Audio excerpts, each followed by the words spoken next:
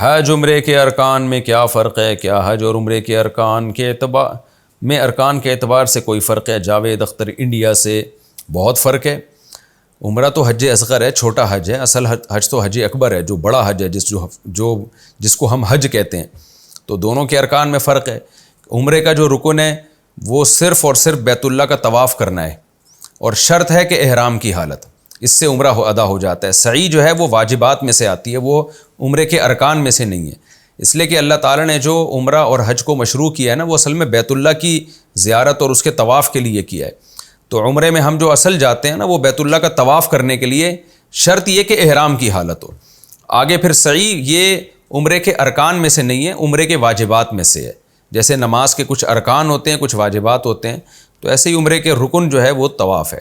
اور جو حج ہے اس کا جو رکن ہے وہ دو ارکان ہے، ایک طواف جو طواف زیارت ہے۔ عمرے میں تو کوئی ٹائم نہیں ہے، جب بھی چاہیں طواف کریں، لیکن حج میں جو طواف ہے، جو رکن ہے نا، وہ طواف زیارت، وہ بقرعید کے 3 دنوں میں ہی ہوتا ہے۔ اور دوسرا وقوف عرفہ، یہ دو ارکان ہیں حج کے، اور شرط کیا ہے کہ احرام کی حالت میں ہو، یعنی احرام کی حالت میں عرفہ کا وقوف کرنا اور طواف زیارت کرنا، یہ دو چیزیں حج کے ارکان ہیں۔ اور ظاہر ہے یہ دونوں بڑے مشکل ہیں، عمرہ تو بڑی آسانی سے ہو جاتا ہے، باقی چیزیں جتنی بھی ہیں حج میں وہ واجبات میں سے ہیں۔ رمی ہو گئی، اور مزدلفہ کا قیام ہو گیا، اور سعی ہو گئی، یہ ساری چیزیں واجبات حج میں سے ہیں۔ واجبات کا مطلب یہ ہوتا ہے کہ یہ کسی نے چھوڑ دی نا تو بھی حج ادا ہو جائے گا، لیکن دم دینا پڑے گا، گناہ بھی ملے گا، دم بھی دینا پڑے گا۔ اگر جان کر چھوڑی تو گناہ بھی، لیکن اگر دو چیزیں چھوڑ دی تو حج ہی نہیں ہوتا۔ وقوف عرفہ چھوڑ دیا یا طواف زیارت چھوڑ دی تو پھر حج نہیں ہوگا۔ کیا عورت حج بدل کر سکتی ہے؟ اگر کوئی حج نہ کرے اور اس کا انتقال ہو جائے اور اس نے وصیت بھی نہ کی ہو تو کیا حج بدل کروانے سے مرحوم کا حج ہو جائے گا؟ نیز کیا عورت کا حج بدل عورت ہی کر سکتی ہے؟ نہیں جی، عورت کا حج بدل مرد کر سکتا ہے، مرد کا حج بدل عورت کر سکتی ہے۔ کسی نے وصیت کی ہو تو پھر تو ٹھیک ہے، اور اتنا مال بھی چھوڑا ہو۔ وصیت نہیں کی تو غریبی ہے، آپ اس کی طرف سے حج بدل کر دیں، اللہ سے امید کی جا سکتی ہے کہ اللہ قبول کر لے۔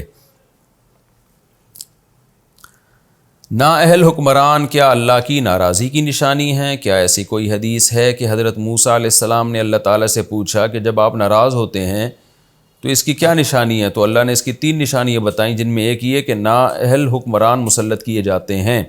عمر صاحب لاہور سے۔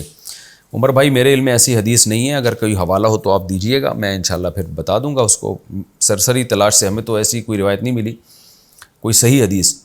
باقی یہ کہ یہ بات ہے کہ اللہ تعالیٰ قرآن میں کہتا ہے کہ میں تمہیں آپس میں، یعنی یلبس بعضکم بأس بعض یذیق بعضکم بأس بعض، کہ اللہ تمہیں ایک دوسرے کی سختی چکھائے گا، تو اسے ایک دوسرے میں، یعنی اگر تم نافرمانی کرو گے تو انسانوں سے بھی تمہیں عذاب آئیں گے، انسانوں کی طرف سے بھی تم پر عذاب آئیں گے، تو ان انسانوں میں حکمران بھی ہیں۔ تو بعض دفعہ ایسا ہوتا ہے کہ عوام کے گناہوں کی وجہ سے اللہ تعالیٰ ظالم حکمران مسلط کر دیتے ہیں، اور ان گناہوں میں ایک یہ بھی ہے کہ سلیکشن کے وقت آپ خود ہی ووٹ ایمانداری سے نہیں دے رہے، تو یہ بھی تو ایک گناہ ہے نا، کہ آپ قوم کا مفاد سامنے رکھے بغیر آپ ووٹ دے رہے ہو، آپ اپنے ذاتی مفاد کو سامنے رکھ کے ووٹ دیتے ہو، تو یہ بھی ایک ظلم ہے، یہ بھی ایک گناہ ہے، اس گناہ کی بھی سزا ملتی ہے اور ظالم حکمران مسلط ہو جاتے ہیں۔